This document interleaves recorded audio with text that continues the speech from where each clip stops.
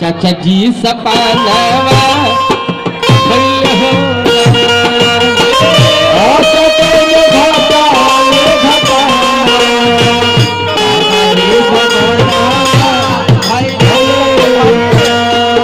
हमरा गिरजानंद चाचा जी के बड़े भैया महेंद्र साहू वो दिन यहाँ के कैसा लागल हुई जब यहाँ के बबुआ गुजर गई जब यहाँ के सुन लग दिन तारीख याद बा चाचा जी कौन दिन रहे सोमवार दिन 1 तारीख रहे 3रा महीना। ए बाबू ए बाबा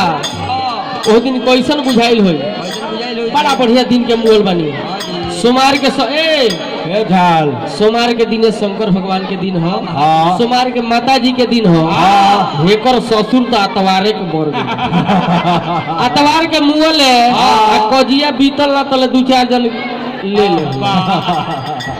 हमार पापा बीएफए के मुँह रहे सोमवार के मंगर के बुध के बीएफए के सुख के शनिचर के जे मुएला बड़ी भाग्यशाली होला घर में बरकत होला